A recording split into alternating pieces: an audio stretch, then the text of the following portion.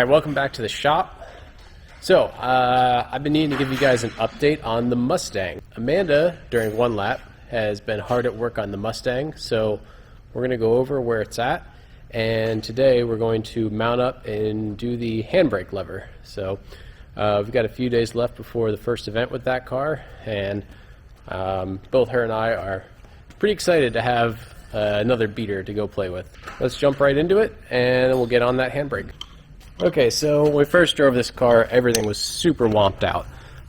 We didn't even have sway bar end links, so new sway bar end links. We've got some Ford Motorsport 600-pound front springs, and all new bushings and ball joints for the front end on this thing. What are you doing to poor Crash over here? I'm completely dismantling Crash. What? So, drop spindles are coming off, spherical bearing control arms are coming off, brake ducts are coming off. Brake ducts too? Yep, brake ducts are coming off. Oh man. Yep. We had drop spindles on this car? Yep. Where'd those come from? LG Motorsports. Oh, what happened there? That was you. Shut up. I'm innocent. Carbon? Yeah, these Carbon are, Kyber? We're putting the carbon ceramic discs back on it. Why don't we race on these? They're so much lighter. Because they're pieces of shit. Alright, Chris is going to work on Crash. Back to the Mustang. So, alright, underneath here we've got more Ford Motorsports springs and fresh isolators. We've got all new bushings, and basically every moving part has been replaced on this thing. So, it should be much better. The other thing that I missed out on that Amanda did while I was gone was she put in the Mini Spool. So this thing's now got a Mini Spool and 31 spline axles. So got the little baby 28s here, and somewhere around here is the LSD that came out of it. Still got to figure out some wheels and tires. So these will be hopefully okay for the first event. Got a bunch of extra tires on order for it. And unfortunately the angle kit has not come in, so we'll see how far into the week. Maybe we'll make something. We made something for Petey, and Petey's been great. Got this handbrake assembly, and it's probably going to go right here. Get the fun lever installed. It's going to be so much better. So we got to get this mounted up, so let's get to making a plate. Okay, normally I'd make a plate like this on my computer, and we'd have the plasma cut it out, but I was dumb and left my charger at home for the laptop. So, time to do it the old school way. CAD, cardboard aided design. So let's grab some cardboard. Okay, pretty much something like this should work. That's going to go there. There we go. Should be okay. Alright, so let's make a metal version of this and clean it up a little bit.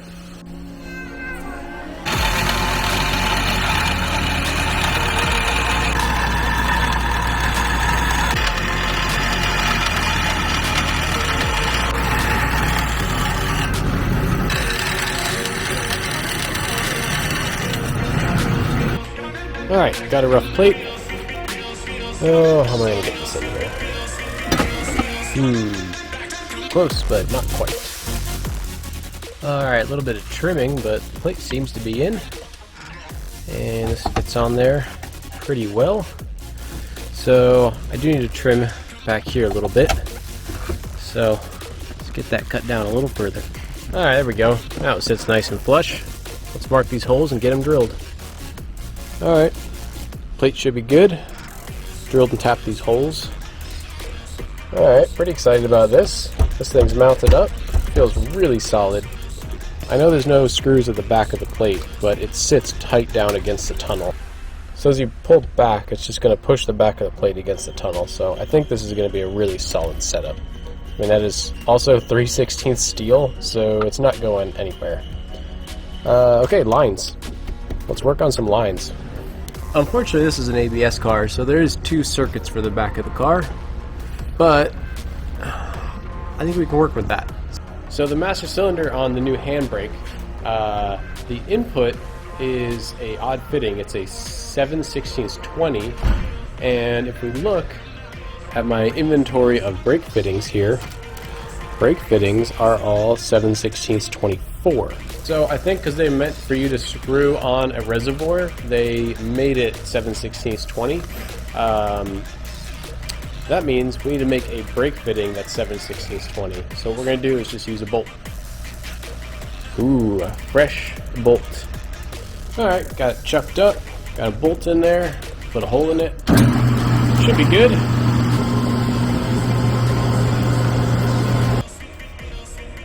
Pretty sure this is a brake fitting. It's a bolt, it's got a hole in it. There's a 45 taper on the nose. That's a brake fitting. Got our 7/16 20 custom tube nut on there, and that's going to go right here. Alright, there's one of the lines. Not too bad. Alright, last brake fitting. So this is the one that comes out of the handbrake master cylinder. Push it down into a bubble. Okay, so here's the brake line configuration. We have some cleaning up to do. This comes from the handbrake caliper, and it goes out to the two rear circuits. And then we have the incoming line. Here, we just selected one of the rear lines. The other rear line we just capped off. These, of course, split at the ABS, but this car's not running ABS, so I won't be very pissed. Alright, time for the fun part. I'm gonna back this baby out.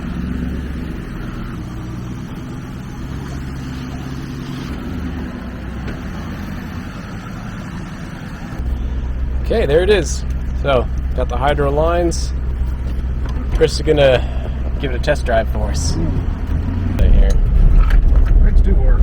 Yep, I just roll it up. Let's get the rears warmed up. Nope. Not enough, huh?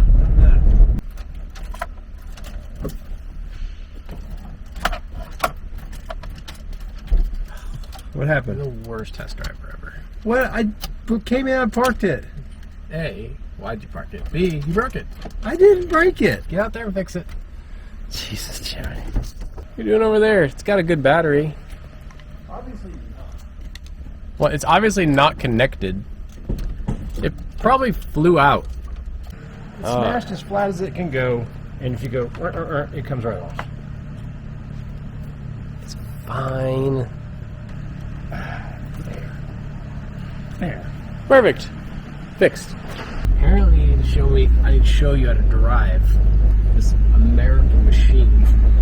Now, you see Chevy drivers wouldn't know anything about this. I wasn't trying to drift it, I was trying to see if the brakes would work. I actually tried to drift it to see if the brakes would work. Why doesn't the brake pedal wouldn't work? You didn't mention that. It kind of works. I said it kind of works. Basically goes to the floor. I know. I said it kind of works. It will stop you in an emergency. Maybe. Oh, see? Gosh. You got all kinds of brakes. Yes, it technically works. Technically, it works.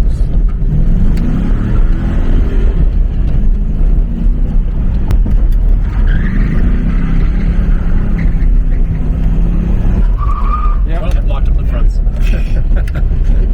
Oh, that locked it. Alright, so the handbrake needs work. Also the brakes in general. I guess we should read. A little more bleeding, just a little bit. A little bit more. The rest of the car. All the bleeding. The rest of the car's great.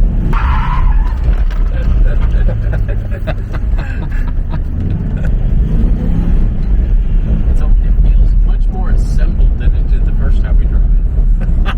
Well.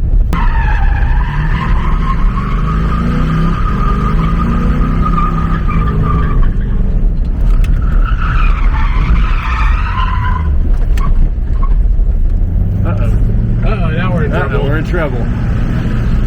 Oh man, the boys they're after us. It's pretty fun to drive. It's a lot better than Scrappy. Well, yeah, because it has more than 6 horsepower and 3 torques. Whew. Okay, this thing clearly still needs some work, but that's going to wrap it up for tonight. So, got to get home and don't want to break Amanda's toy when she's not here. So we need to get Amanda in this thing tomorrow night, and on Saturday it's going to be the real deal. So this thing's going to be out drifting. So also this weekend I will be doing my first Formula D comp, so I'm really excited about that. I will not be using the E46. It's clearly not ready. but I will be running Josh's E36. So Josh Love was kind enough to lend me his E36 for the comp, so we'll be doing a bunch of stuff with that this weekend. He's going to have his new pro car there. It's going to be awesome. So please check back in for that video, but for now, that's it. Please, if you have a minute, like and subscribe, and we'll see you next time.